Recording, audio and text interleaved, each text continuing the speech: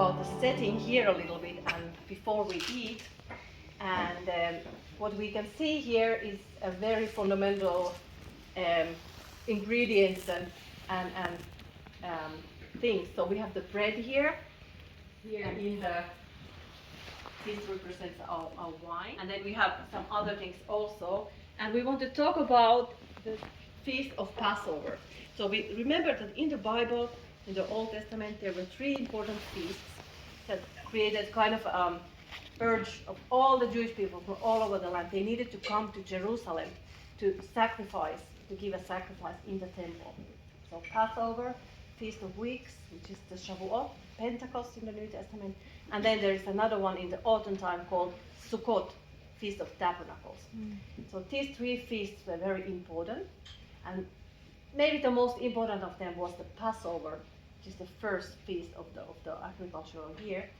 And in the Bible, during the Passover, there is also a command to eat a special meal. It's the only feast that a meal should be eaten during this feast, which is really a command.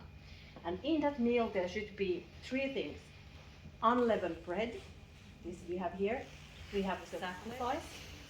And then we will have bitter herbs. That would be the three things in that meal. It was in order to remember what happened in Egypt when the Israelites were in Egypt under the oppression of the evil Pharaoh, and how they were released from the slavery with leadership of Moses, and they left Egypt, and this was the first Passover. It was that they needed to sacrifice a lamb and pour the blood of the sacrifice on their doorposts, and then during the last night when the angel of death came, he passed over all the houses that were poured with the blood. So the Hebrew word Pesach, he really like kind of passed these houses. The blood was saving them from the death. Later on, the rabbis kind of added all kinds of different things in the Passover meal. In Jesus' time, we don't exactly know what was in that meal. For sure, there was the bread and the flesh of the sacrifice, and there was always the grape juice or the wine was there, which is really important during the meals. But then later on, the rabbis also added different symbols. And so we have some of them here, like we have the salted water in a cup, and it represents the tears of the forefathers in Egypt when they were crying and they had hard time. And then we have something bitter there, the pink spread. It's kind of a bitter spread called chazeret, so it is also reminding the bitter herbs. And then we have the sweet spread called charostet, so that's reminding the mud between the blocks when they were building the slaves in Egypt. So all kinds of symbols like that, it's in the Passover. This is a little later tradition, not yet in Jesus' time, most probably. It would be a little later. So in Jesus' time, it was still maybe a little bit more simple. And in the Bible, in the law of Moses, this meal is commanded to be eaten very fast, in haste, because they didn't have time to wait when they left Egypt. They needed to do it in fast. That's why also the unleavened bread, they didn't have time to wait for the dough to rise, which really takes a long time. Today, and already this is an old tradition also, the rabbi said, now we are free, we are not in hurry anymore, we can eat it very slowly, and we put different things in this meal, different traditions, different songs, different blessings. So this is the Seder Pesach today, and today in the Passover Seder meal in Israel or in any other Jewish community in the world, it can take for a good 3 hours before you get to start really to eating, because you bless the wine for many times and you have blessings for the different symbols. So it's kind of a different. But now I want to talk about the Jesus, when Jesus had the Last Supper with his disciples. So I would like to ask 2 volunteers to come here and wear these. Do we have more? As representing the other disciples? It can be women. One of the sisters, the 3 sisters, what are you? Come on. 3 sisters. Yeah. Hey, Chris, okay, No? Chris, Yay! Yeah, it's a little bit. You lean on your left hand, like this.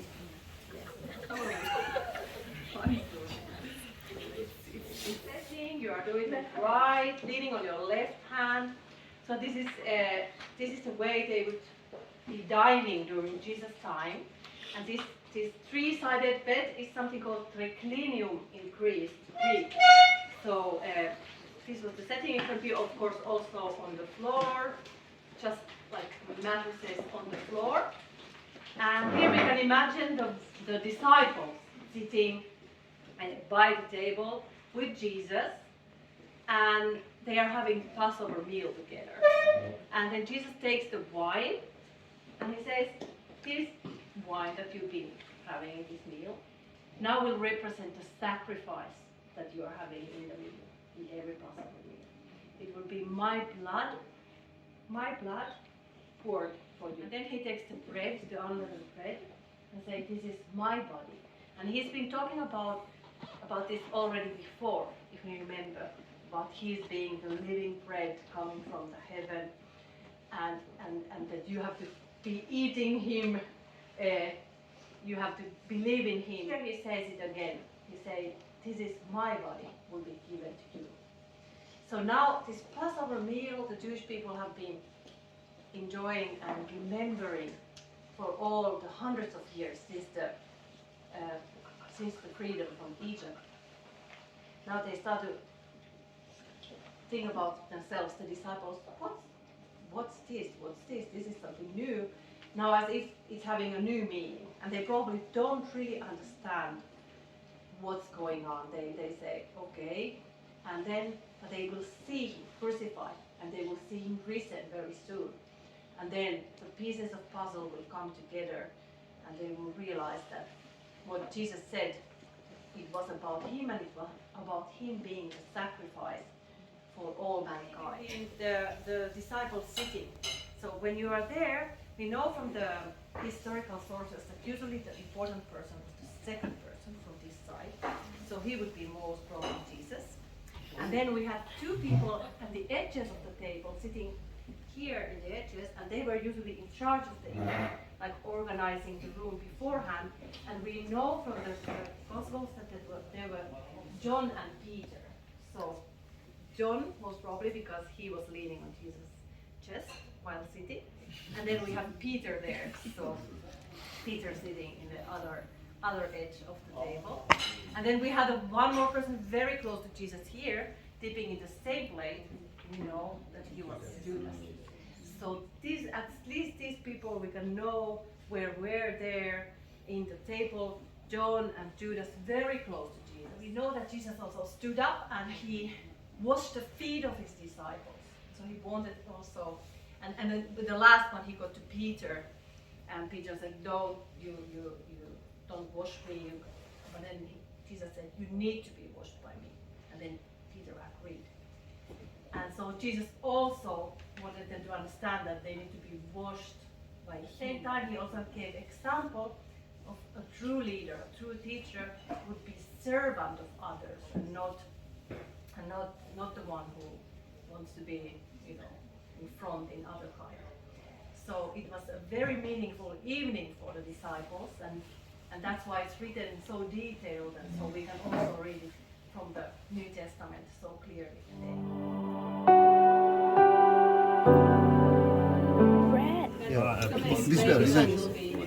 Not enough, huh?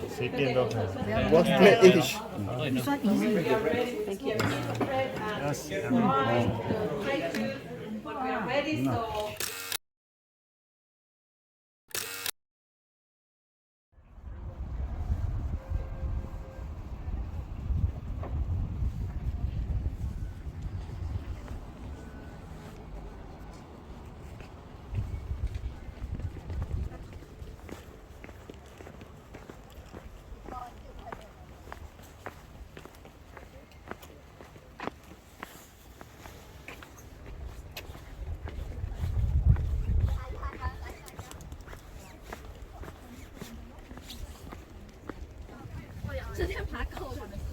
Okay.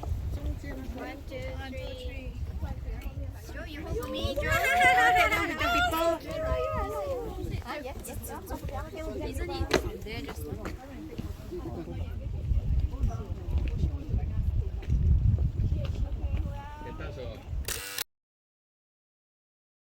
First place, Tuesday. What have we seen by the parliament? Very good. Second came Holocaust.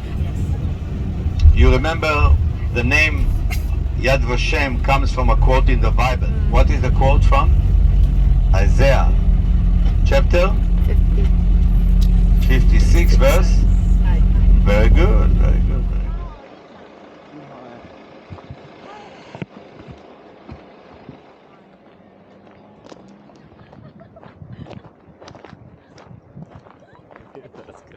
It's a waste of See, I tried to compile send to everyone. But not so fast because Yeah, not that round.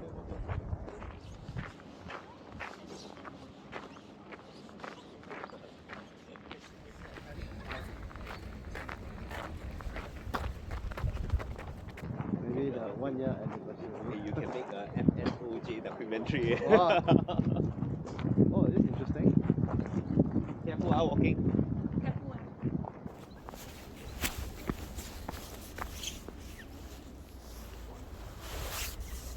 Yeah. Start here. What do you say? How do you say?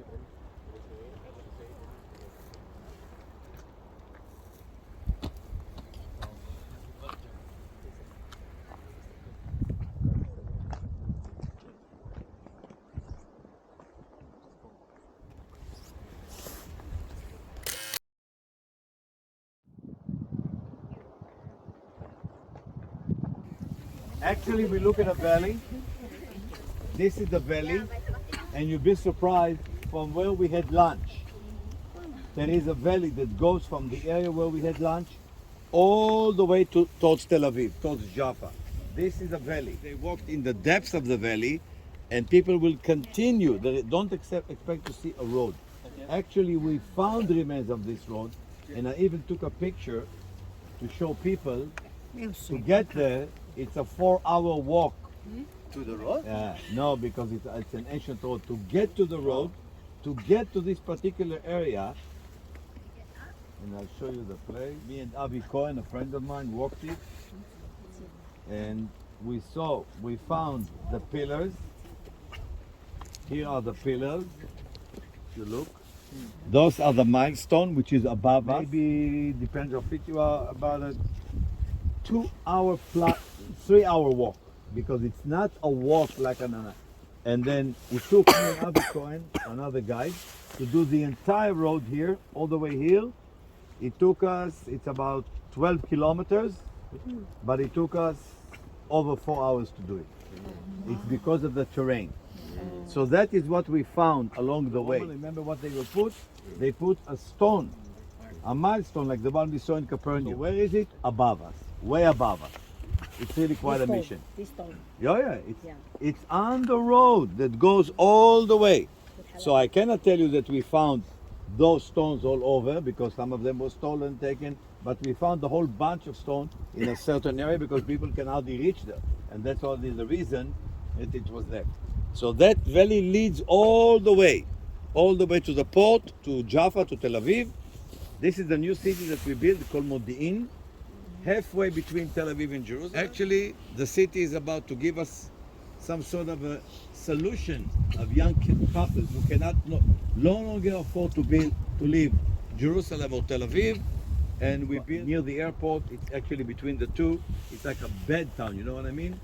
Like a place that you can come and mainly you're working outside, okay? And that's called Modi'in. And look, actually, we are very close to the West Bank right now, and we are on the road to Emmaus. I'm sure you remember the story. If not, Arida will mention to you. And later on, we're going to follow that valley, and we end up in Tel Aviv. We will go tomorrow to Jaffa or Joppa. 2-day walk. 2-day walk, 15 kilometers a day. Estimation. And this place is called Emmaus? That place called Ayalon. Ireland, okay. But we believe that what I showed you before remains of a town here, could well be the Emmaus. But remember, we found more than one Emmaus. Yep. But we believe why? Because we found those pillars and we know we are on the right direction. So we believe Emmaus. somewhere in this area there was the town called Emmaus. Okay, I mean the village. Not the town. Interesting, right? So we talk about the road to Emmaus, right? It's Emmaus. Luke 24. Verse 13, right? Now behold, two disciples, two of them, were traveling that same day to a village called Emmaus, right? Somewhere here, which was 7 miles from Jerusalem. Draw 7 miles, you can roughly trace out, right, in a circle, right, where Emmaus roughly is. Talk together of all these things which had happened. So it was while they conversed and reasoned that Jesus himself drew near and went with them. But their eyes were restrained so that they did not know him. And he said to them, so Jesus was saying, hey, so what are you talking about, right? And why are you so sad? Was Cleopas answered and said to him, are you the only stranger in Jerusalem? Have you not known the things which happened there in these days? About him being crucified and then resurrected and all that, and they couldn't find a body. They are not making sense of things, but they believe in Jesus, but now he's gone. Now they are very sad. So Jesus pretend, right? In Hokkien it says Ti Gong. Okay. What things? What things? Then he said, oh, the things concerning Jesus of Nazareth, who was a prophet mighty in deed and word, and how the chief priests and our rulers delivered him to be condemned to death and crucified him. But we were hoping that it was he, Jesus, who was going to redeem Israel. Remember what we talked about? The concept of the Jews. They were under oppression for many years.